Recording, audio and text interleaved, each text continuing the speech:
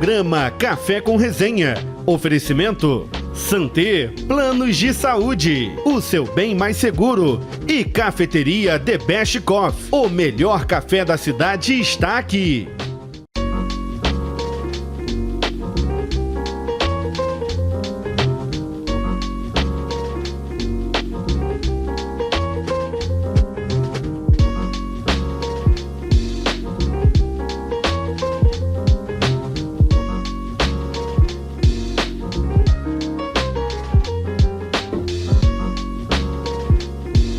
Sejam bem-vindos a mais um Café com Resenha, o nosso programa de entrevistas, como sempre, objetivando trazer a você, que nos dá o privilégio e a honra de nos assistir, algum tipo de informação, de instrução, de esclarecimento, às vezes até um pouco de entretenimento. Sendo que esse programa hoje nós não teremos entretenimento, pelo contrário, nós teremos aqui o objetivo de trazer a você uma informação relevante para todos nós que temos família.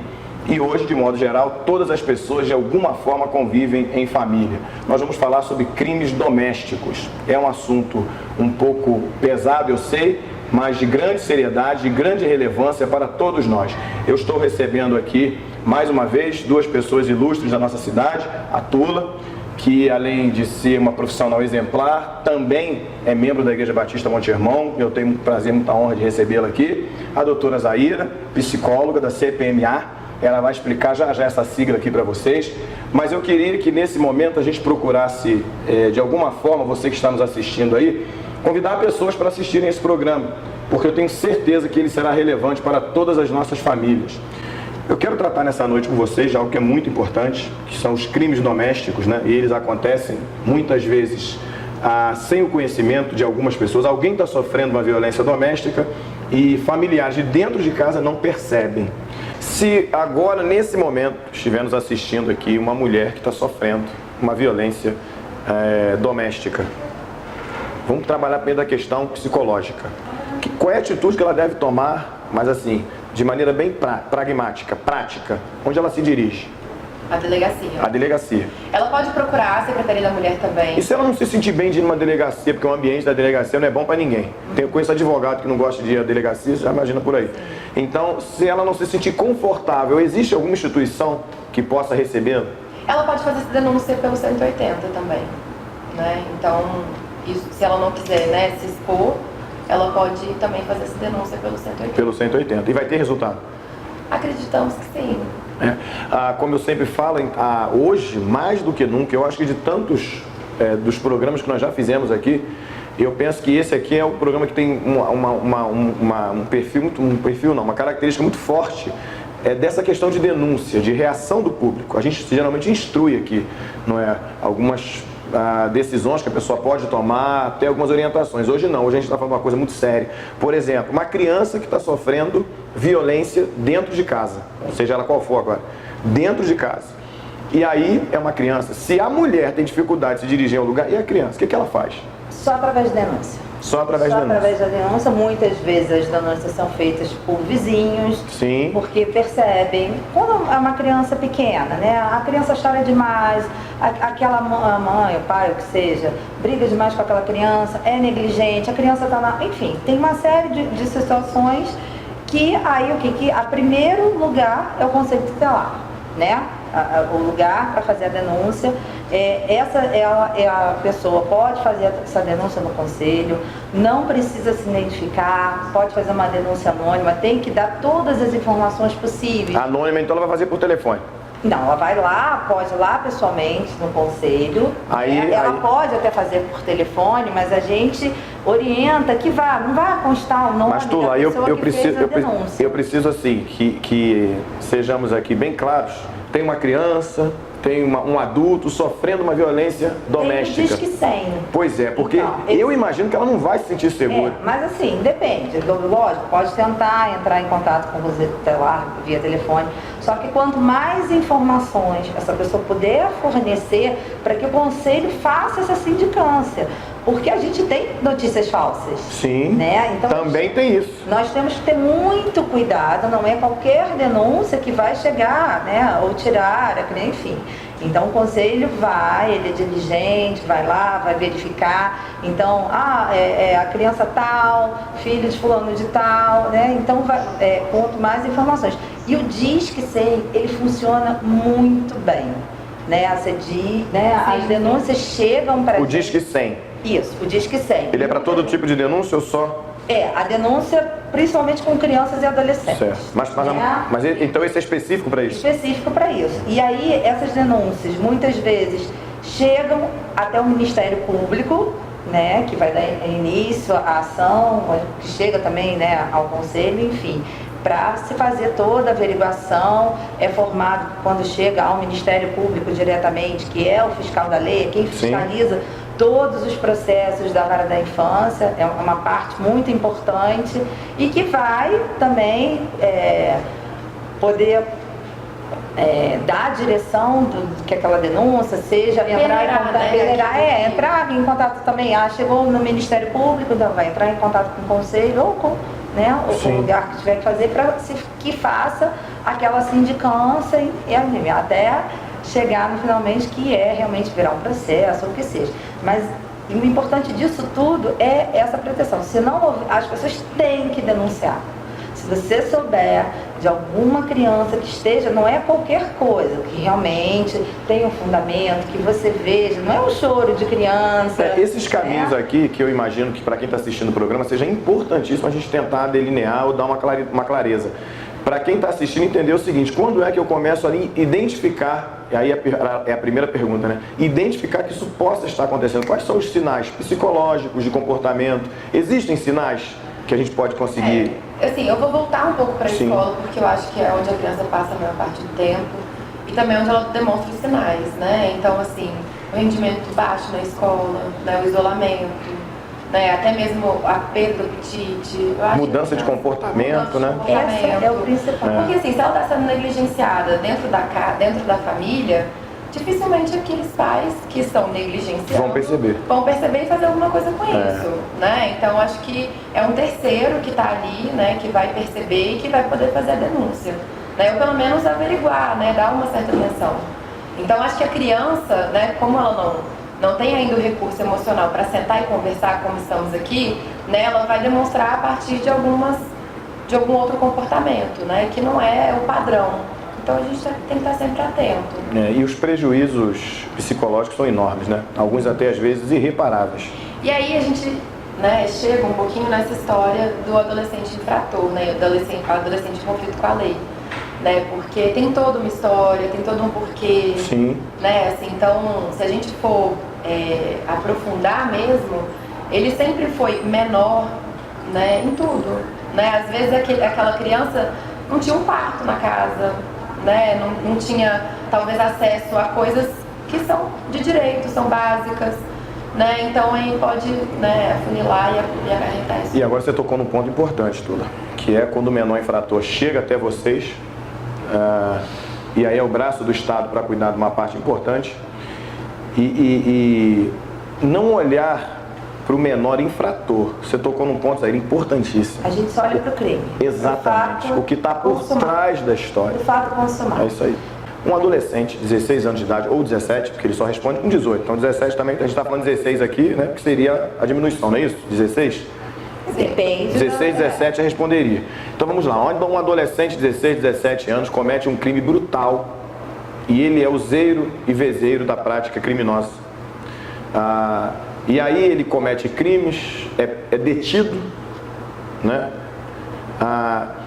E ele vai responder com essas medidas socioeducativas. Vai para esses lugares onde ele deveria ser reabilitado, com extrema sinceridade. Tudo bem, o extremo é que se ele for para um presídio, lá vai enfrentar um ambiente criminoso. E essas medidas, agora vamos pensar da seguinte forma. Porque eu olho com dois olhares para essa história toda. E não sou eu não, a própria lei. Artigo 121 do Código Penal, matar alguém. Atirou, aí precisa saber por que atirou. Tanto é que existem os atenuantes. Crime privilegiado, legítima defesa, não é? Por um homicídio qualificado, existem as qualificadoras. Então também não é. Eu sou suspeito para falar porque eu acho o direito penal nosso, até pelo estudo que conheço, um dos melhores que existe. A aplicabilidade que é outro papo. Mas o direito em si, a lei, a norma em si, ela é até razoável. Vamos lá, então você vê que a própria lei, ela já olha para o crime, não de maneira genérica, ela vai analisar se o camarada cometeu numa injusta provocação, se ele reagiu na medida da defesa, que é a legítima defesa, se ele cometeu no momento em que ele estava emocionalmente abalado, sem sentido completo e pleno das suas ações e reações.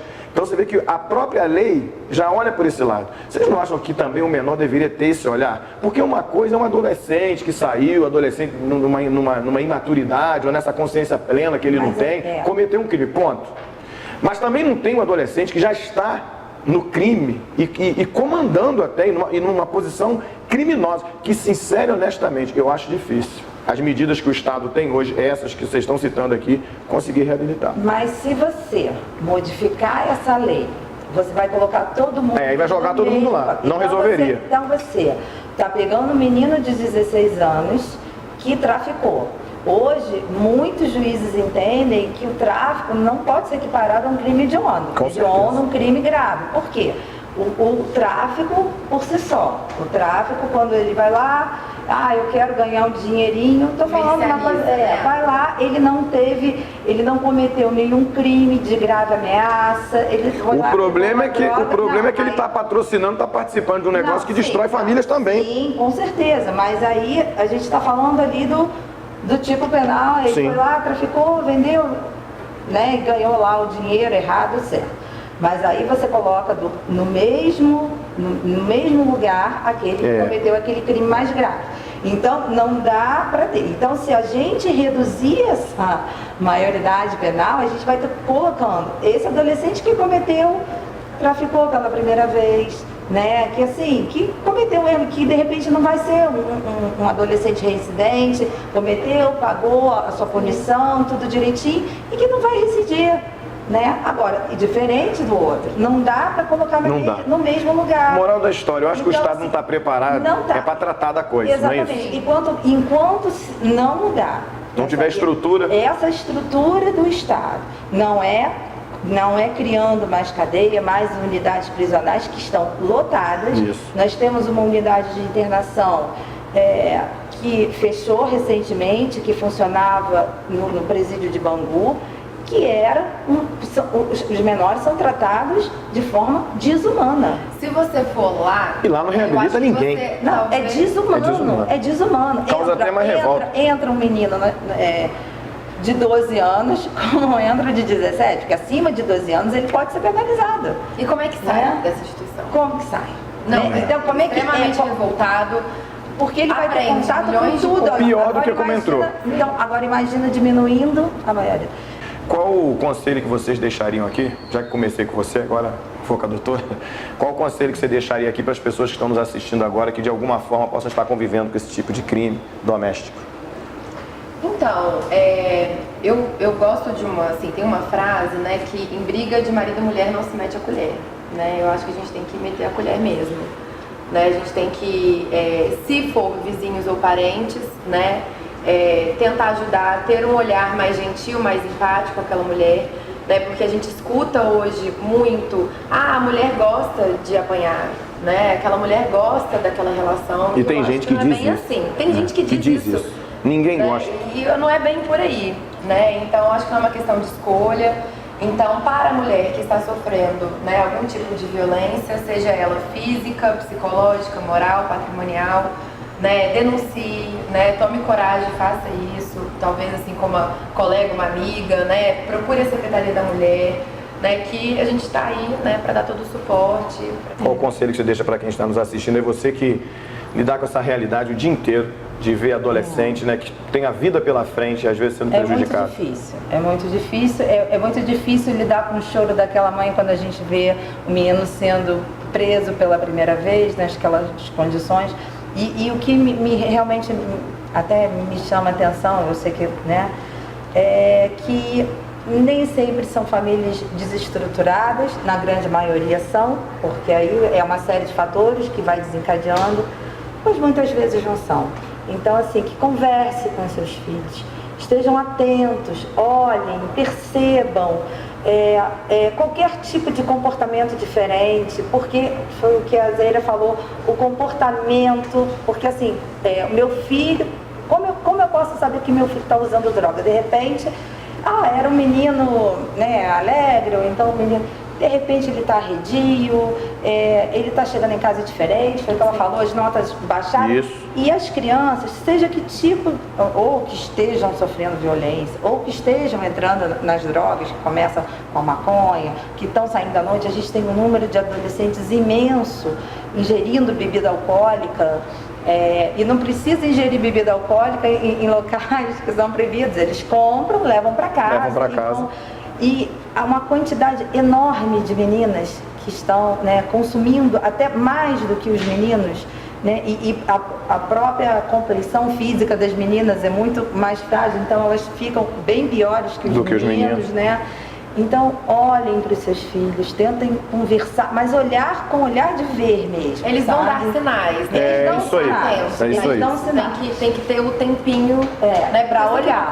Corre, trabalha, né? Enfim, as pessoas estudam, trabalham, estão no corre, mas se resolveram, né? E são mães e são pais, que então fiquem atentos. Procurem ir na escola, ir junto, conversar. Então, assim, esse olhar é muito importante. E aí entra o pastor, porque é um texto muito interessante na Bíblia, quando Jesus expulsa o demônio de um gadareno, que tinha uma legião de demônios, e o gadareno, muito empolgado pela vida transformada, pelo poder de Jesus Cristo, Jesus entra no barco, e ele também vai para o barco para tentar sair com Jesus. E Jesus diz para ele o seguinte: volta para a tua casa, volta para os teus. E às vezes essa é a nossa necessidade, de voltarmos para casa, observarmos dentro de casa o que está acontecendo com aqueles que estão conosco, que com certeza são os mais importantes. Eu vou começar a conduzir aqui para o final, vou agradecer vocês pela presença, pelo desafio. Voltem mais vezes se sentiram bem.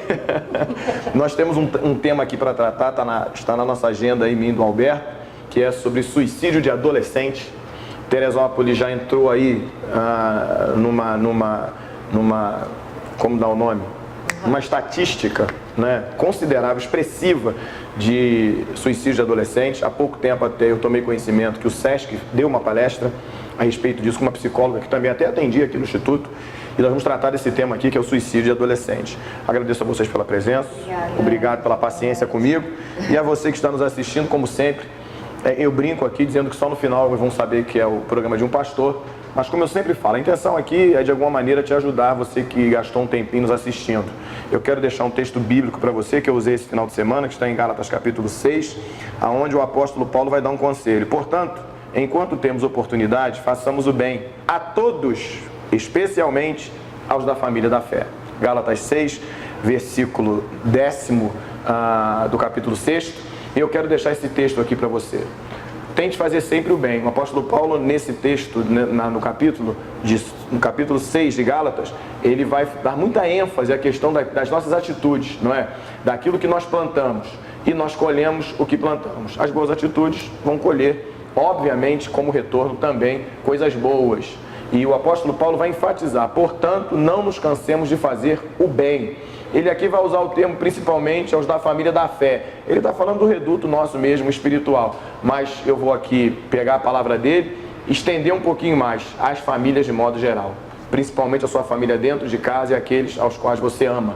Então procure fazer o bem. No momento em que nós vivemos de extrema violência, assusta quando nós vemos cenas de pessoas sendo violentas umas com as outras e às vezes nem conhecem. Pior é quando a violência é de alguém que você espera amor. A palavra de Deus, do princípio ao fim, do Gênesis ao Apocalipse, o fundamento dela é o amor. O amor de Deus por nós, o amor de Jesus Cristo por nós. É importante. Toda guerra, toda atitude ruim ou toda atitude que prejudique o mal a alguém é combatida com o amor. Então vamos amar e vamos tratar bem aqueles que esperam da gente receber o amor. Muito obrigado, até a próxima, que Deus nos abençoe em tudo e sempre.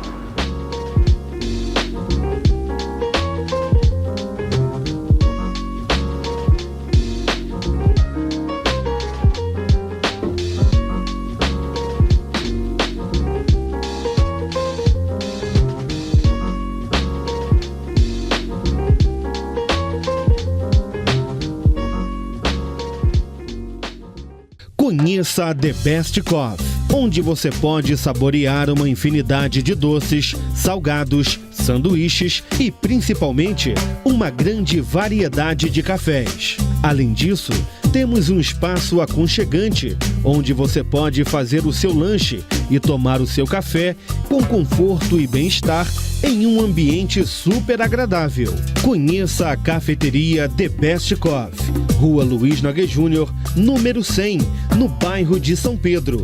Na Santé Planos de Saúde, você tem o seu bem mais seguro. Temos uma das maiores redes credenciadas da região, o que lhe garante qualidade e tranquilidade na hora de escolher o melhor plano para você, sua família e sua empresa. Trabalhamos com planos individuais por adesão com redução de carências, empresas, MEI e SEI. Fale hoje com nossos corretores habilitados e peça uma cotação sem compromisso.